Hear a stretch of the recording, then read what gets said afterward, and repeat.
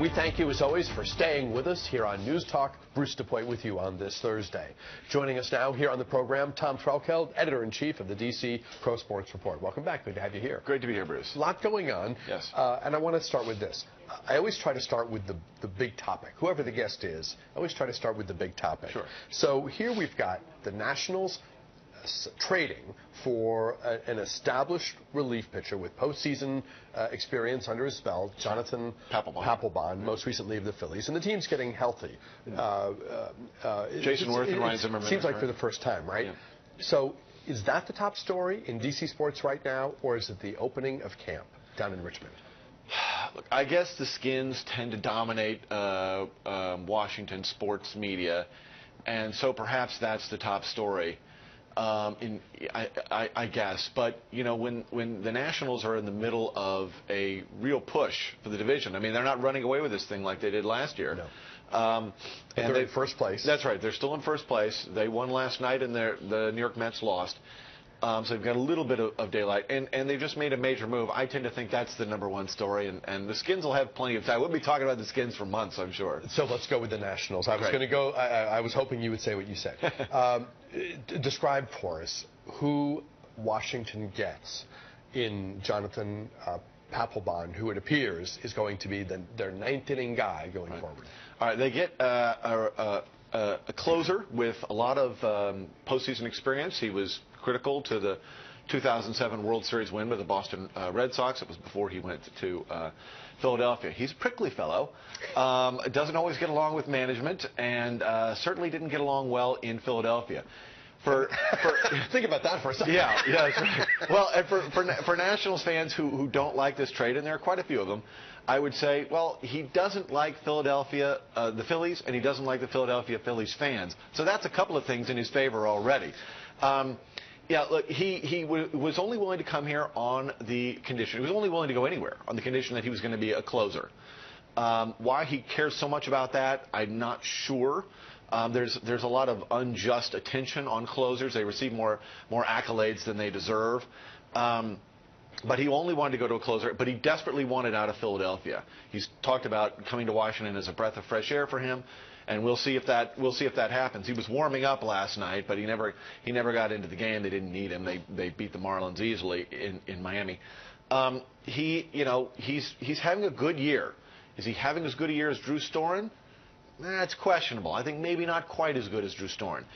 And there are Nats fans who are upset about the trade because they believe it's a demotion for Storen. Will Drew Storen be upset about this? I'm sure Storen doesn't like it. The comments he made, basically, I don't have any comment on this sort of thing. It was, he said a lot by not saying anything really at all there. He's not happy about it. I don't really blame him. But the fact is, numbers-wise, he's having Storen's having a very good year. 29 saves and 31 save opportunities, if that matters to you. And he's much more likely to strike out guys than PAPELBON. PAPELBON, however, has a better walks to strikeout ratio. He's got better control than Storen. I think Storen's probably having a slightly better year than PAPELBON. But this really isn't about improving the ninth inning. It's about improving the bullpen as a whole. Now, Drew Storen is being paid $5.7 million to get 3 outs in the ninth inning. Now he'll be paid $5.7 million to get 3 outs in the eighth inning. So you can call it a demotion if you like. I don't really think it's that important. To me, the closer thing is really overrated. The fact is, if your eighth inning guy comes in and he faces the heart of the other team's lineup with a 1-run lead and he gets those guys out, then the closer comes in, faces the bottom of the lineup and gets those guys out, he gets all the accolades, and maybe that's why PAPELBON cares about it. But really, as far as the team's concerned, this is about strengthening the bullpen as a whole. To me, PAPELBON isn't really replacing Drew Storen so much as he's replacing someone like Sammy Solis, and that is a big upgrade. PAPELBON over Storen, not a big upgrade, but PAPELBON over Solis, that's a big upgrade. So August 1st is right around the corner. Right. In the Nationals, we have a team that is in first place and has been there most of the year, despite the fact that they have been a ton of injuries, missing some of their best people, it seems, all season long. Right. They've still been able to be the cream of the crop in the NL East. Now, as they're getting healthy, Bryce Harper continues to have an amazing year. 2 home runs last night. And we hope that the issues that have been there in terms of the bullpen, we hope that some of these pieces, guys getting healthy, PAPELBON coming, you know, the Nats have not been in the top 2 or 3, I don't think, in the National League so far this year, but they're going to need to be to go deep. Yeah. So what are we looking at? Well, I mean, look, they need to get, in my view, they really need to get Denard Span back and healthy. I think he makes a huge difference in the team. He really sets the table for the offense. I don't think they've missed him hugely defensively because Michael Taylor is such a good defensive outfielder, whether he's in the center or left. But I think offensively they've really missed him. Taylor strikes out too much. And they need a true leadoff hitter, and that's what Span is. Would it be nice to get a good and healthy Steven Strasburg back? He's going to start throwing in real games, and that's useful. We saw a good performance from Doug Fister last night, and that's important. The Nats have struggled against Miami. Look, if they were in a different division, we'd be a lot more concerned about this team. I mean, fortunately, they're in the East. The East is weak. The Mets are greatly improved over what they had been, but they're still not a cream of the crop team, whereas the Cardinals really playing fantastic baseball. And you've got the Dodgers, you know, with a very strong pitching staff, also playing very good baseball. So, look, I think that they need to get guys like Ryan Zimmerman finally starting to hit. He came back, looked good right to start with, but he can't be a 215 hitter. You can't have your first baseman hitting 215. It's just not acceptable. Jason Worth never really got going before he broke his wrist. So he needs to really round into shape. You could say that, you know, that the team looks weaker this year because they don't have this big lead. Well, they won by 17 games last year, and it didn't do them any good in the playoffs. So maybe you know, duking it out down the stretch and, you know, struggling to hold on to a 3 or 4 game lead will help them in the playoffs. Running away with it didn't. So, I mean, we'll see what happens. But it's good to get healthier as they get into this and move some of these guys who are probably getting too many at-bats, like Clinton Robinson, move them back to the bench. But I think they need one more bat off the bench because they're not getting enough offense from guys like Tyler Moore or Clinton Robinson. They need one more bat off the bench, and I think that Mike Rizzo isn't done dealing yet. Let's shift gears and talk about the start of training camp down in Richmond. The phrase make or break is overused. That said, this is a year, it seems, where we need to see more from this club as a whole, and from this is an important year for the coach, and this is an important year for the quarterback. Yeah, look, there's a new sheriff in town. His name is Scott McLuhan, the general manager. He is a very highly respected personnel guy, and he has no ties to Jay Gruden or Robert Griffin III. He didn't hire or draft those guys. And he will want results. He will not want those guys dragging him down if he thinks that that's what they're going to do. We all know that the owner, Dan Snyder, has a itchy trigger finger and likes to get back involved in things. As long as Scott McLuhan's there, he's the one making personnel decisions. So he'll want to see progress. This is a make-or-break year for RG3. They picked up his option for the 2016 season, but as long as he's healthy, they can still cut him and not have to pay him $16 million next year. So RG3 has to get it done this year, or he'll be playing somewhere else, almost certainly as a backup next year. Jay Gruden, again, he was hired by Bruce Allen, who is still in a prominent position with the team, but will not be hiring coaches anymore. And so my belief is that Gruden really struggled last year. He showed that he was a rookie coach, probably not quite ready for the top job. He seems a lot more relaxed in the offseason during OTAs. Maybe it pleases him to have a general manager, a seasoned guy like McLuhan, above him to help him out. And he's got some new coaches, particularly on the defensive side. Perry Fuel, the former defensive coordinator for the Giants, is now coaching the secondary. Joe Barry is the defensive coordinator, and they brought in a whole bunch of new players. Scott McLuhan did. Talk about where you think the defense may be better than the defense that gave up so many yards and so many points last season. Scott McLuhan did what a lot of us have been wanting. If you're a fan of the team, you've been wanting the team to do, which was focus on improving the defensive line, which was old and undersized. He struck first by bringing in a guy named Ricky Jean-Francois, who will not start, but he's a very fast pass rusher who'll come in on obvious passing downs. and rush from the defensive end. They brought in Stephen Paya, a very good pass rusher from the Chicago Bears. He can fill in at nose tackle on obvious passing downs, but he will also play at end. A huge move, literally and figuratively, was bringing in Terrence Knight, a.k.a. Pot Roast. Named so because he likes to eat a lot of pot roast. I think there were times last year he was tipping the scales at around 400 pounds. Wow. The Skins are paying, he's paid like $300,000 in fees, in penalties for not making weight over the course of his career. The Skins have attached about $500,000 to making weight. He's going to play nose tackle. And I think he's probably going to play at around 350 pounds this year, which is good for him. He is a huge man, obviously. He will clog up the middle. It is a major, major upgrade for them. The Redskins needed to improve their defense, starting at the defensive line, and that's what they did.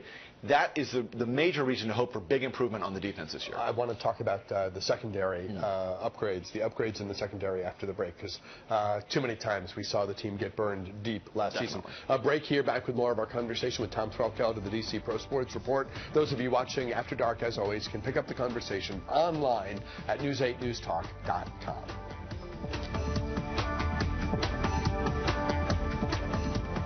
Talking sports, talking about the start of NFL training camp around the nation. Big focus locally with the Burgundy and Gold. Tom THRELKELD, editor-in-chief of the DC Pro Sports Report, with us here on News Talk.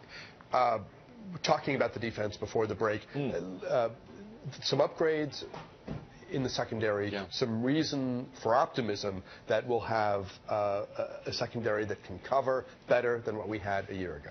Yes, they brought in Chris Culliver. He was their big addition in the secondary. He played at San Francisco last year. He's a young guy, good size, good speed, and I think he's a major upgrade for them. He played very well in 2014 when a lot of guys on the 49ers didn't, and I think he's going to be their top cornerback. They'll plug him in right away. Another guy they brought in is Deshaun Goldson. Now, we're not sure what we're getting here. He was a guy who has ties to Scott McLuhan from San Francisco. He went to the Pro Bowl in 2011 and 2012. Then he went to Tampa Bay and went right into the tank. He was arguably the worst starting safety in the NFL last year. I had him ranked second worst, the worst being Ryan Clark of the Skins, whom he's replacing at free safety. The question is, did Goldson fail because he was put in a bad system in Tampa Bay or not? He's on the wrong side of 30. He's probably a short-term patch for Washington, but he was the best they could do because it's a weak draft in that position this year, and there weren't a lot of free agency options, and they had to improve somehow. We'll see if Goldson does anything there. But there's another big battle at the other safety spot between another free agent they brought in, Jaron Johnson of the Seattle Seahawks, against Duke Iheanacho, who was formerly with the Denver Broncos in 2013, played a little bit here last year. That's going to be a major battle. They wanted to give the job to Johnson, but Iheanacho is really going to fight to keep that job. So that'll be interesting.